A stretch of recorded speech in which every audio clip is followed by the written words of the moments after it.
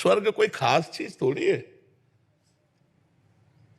स्वर्ग के देवराज इंद्र है ना मालिक, त्रिभुवनपति है। गौतम ऋषि महात्मा की पत्नी के साथ गंदा आचरण करने के लिए व्याकुल हो गए और किया, तो कोई खास बात स्वर्ग है क्या?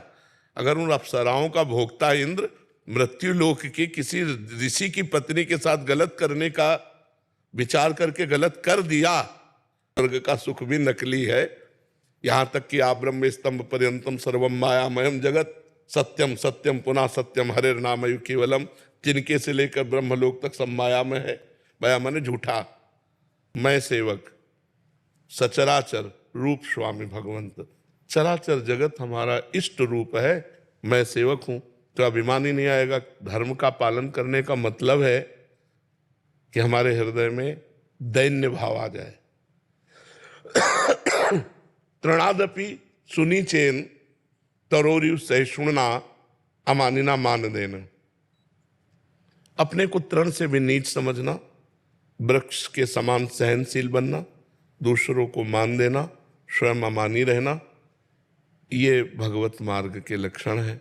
अगर ये बात आ गई कि मैं सर्वश्रेष्ठ, तो गिरे ही हुए ही हो, मतलब एक मिनट नहीं लगेंगे, अध्यात्म में नहीं टिक सकते, भ्रष्ट हो जाओगे।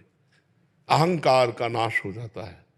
तो ये तो अहंकार आए ही ना, जब दूसरे में तो लगे कि ये कम धर्मात्मा, तो उसी समय सोचो नहीं नहीं, इसमें परमात्मा है, सब के अंदर परमात्मा विराजमान है, मैं परमात्मा का दास हूं, तो मैं तो सेवक हुआ, ये स्वामी हुए, तो अहंकार कभी होगा नहीं। ठीक है ना?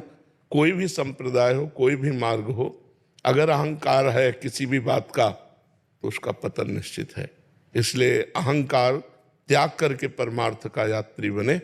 तो वही हम फिर कह रहे हैं, जो भी तुम्हारे अंदर है वो किसी महापुरुष की कृपा से है।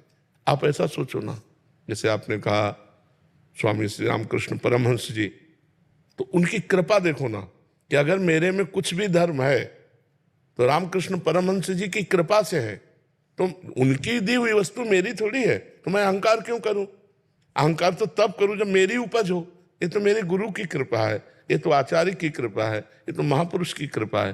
तो उसमें तुम्हें दैन्यता आएगी, और ऐसे नीचे देखोगे तो अहंकार आ जाएगा, और अहंकार आ जाएगा तो निश्चित पतन हो जाएगा।